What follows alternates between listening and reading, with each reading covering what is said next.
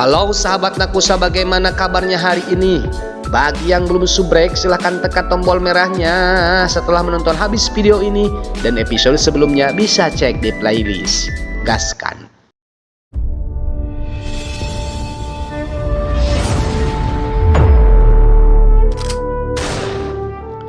Cerita berlanjut. Beralih ke mansion yang dimana saat itu Mbak Adi terus menangis memikirkan nasib Nakusa. Dan Seji pun merasa khawatir dan bertanya-tanya pada Mbak Adi. Mbak Adi pun hanya bisa pasrah sumerah pada Yang Maha Kuasa. Kembali ke Naku dan Data yang masih di hutan, Data melihat sungai dan merasa bahwa dirinya kotor dan bau. Maklum sudah hampir 3 hari mereka belum mandi. Bau hangru. Mereka pun tiba di dekat situ gede atau sungai. Data meminta Naku yang kotor untuk membersihkan dirinya sendiri. Data lalu berjalan ke sungai dan mulai mencuci wajahnya dan kotoran dari tubuhnya. Namun tidak semudah itu bagi Naku. Dia berpikir kalau dia akan menjadi bidadari jika mandi di sungai. Dia pun beranjak pergi untuk membakar kayu untuk membakar Dia pun beranjak pergi membakar kayu untuk mengambil arang atau batu bara atau juga serbuk hitam. Setelah ia mencuci wajahnya nanti, Data kemudian menghampiri Naku untuk segera bergegas karena hari sudah mulai condong alias takut kemalaman. Naku pun bergegas pergi dengan menyembunyikan batu bara dari kayu tersebut, sementara Data menunggu sambil siduru. Proses pembersihan wajah Naku pun berlangsung sambil melirik memperhatikan Data, takut dia melihatnya. Mulai membersihkan dirinya sendiri, warnanya mulai luntur dan kembali ke wajahnya yang lebih putih. Dan terjadilah cahaya sinar bidadari di wajahnya. Tangdon pun jadi terpana dibuatnya. Wilih-wilih. Naku melihat bayangan dirinya sendiri di air dan terlihat di belakangnya ada Data. Naku mulai menerapkan batu bara di tangannya sambil melihat ke belakang kembali ke Data berkali-kali karena takut ketahuan wujud bidadarinya. Akhirnya dia mencoba menerapkan kembali batu bara di wajahnya. Naku ingin menunjukkan kepada Data tentang dirinya yang sebenarnya. Naku bersikeras kalau dia tidak dapat melakukannya karena Data hanya mengenal yang lebih gelap alias mehong. Dalam hati Naku ngagerentes alias berkata kalau Data mungkin mulai menyukainya saat dia menunjukkan wajahnya yang sebenarnya.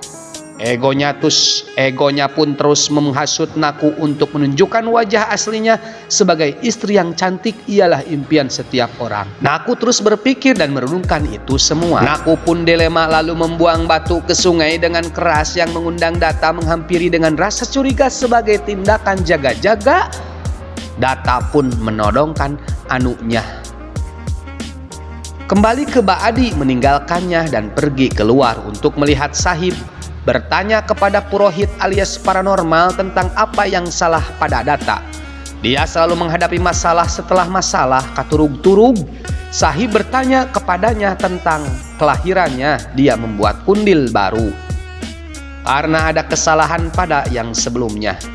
Purohit berkata, aku melihat kematian dan masalah pada keluarga mereka. Si Purohit bertanya padanya tentang tangan kanan atau bodyguard Data. Mereka mengatakan kalau Baji bersamanya. Tapi anehnya Purohit berkata tidak. Dia melanjutkan ada seorang wanita dan namanya dimulai dengan huruf N. Badi berkata itu Nakusa putriku. Malam pun telah tiba. Data dan Naku masih berjalan di hutan. Naku berkata kepada Data kalau mereka harus berhenti karena hari telah malam dan Data juga terlihat lelah. Naku dan Data bergegas mengumpulkan beberapa kayu dan menyalakan api. Data berkata, aku akan membawa makanan karena kau pasti lapar. Lalu Data membuat cincin api di sekitar Naku untuk keselamatannya.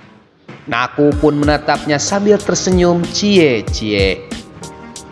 Sahib mengatakan, aku ingin kalian bertiga untuk meminta Data untuk menerima Nakusa sebagai istrinya. Kala spontan berkata kau berlebihan, tapi Sahib bersikeras membuat mereka harus melakukan seperti perkataannya.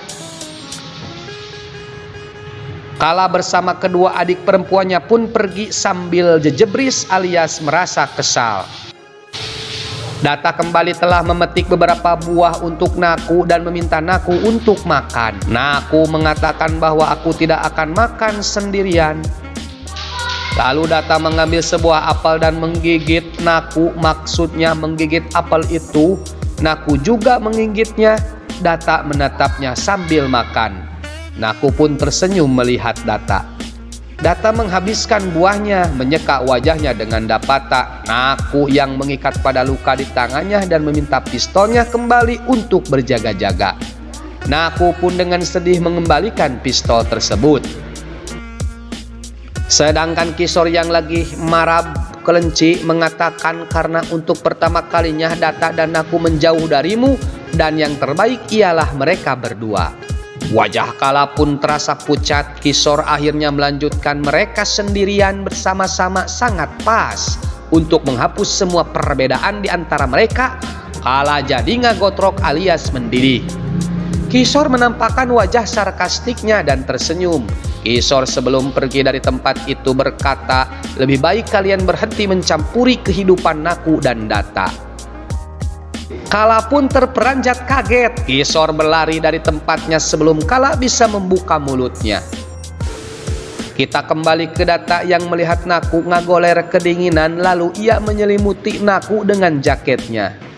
Ia kemudian tidur dengan posisi duduk sembari membawa pistol untuk berjaga-jaga.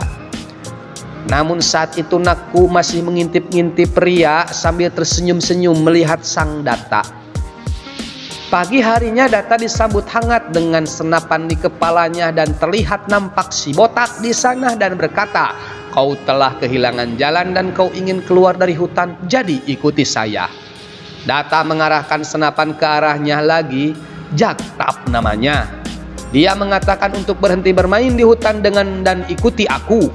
Jaktap memanggil Naku anak dan mengatakan kalau suamimu sangat keras kepala. Jaktap meminta untuk mengikutinya, ia akan mengikutinya. Naku pun mengikuti kembali. Dan juga Data akhirnya mengikuti Jaktap. Di tempat lain, Ana bersama Mani di tempat persembunyiannya. Ia mempertanyakan pria yang mengikuti Data tentang keberadaannya. Dia menempatkan peta di atas meja dan mulai menanyainya. Pria itu takut menceritakan tentang mereka berada di Kaligati. Ana menusuk pria itu dengan jarinya. Baji dan anak buahnya sampai di tempat orang-orang Ana terbaring mati. Mereka kembali mengikuti rute menuju sungai dan menuju ke Data dan Nakusa. Jaktap membantunya keluar dari lubang. Data mengatakan pada Naku kalau dia marah. Jaktap kembali memimpin jalan, meminta mereka untuk berhati-hati. Data meminta Naku untuk mengikutinya. Jalannya sangat licin. Ada arus. Naku menyelinap dan berpegangan. Jalannya sangat licin dan ada arus.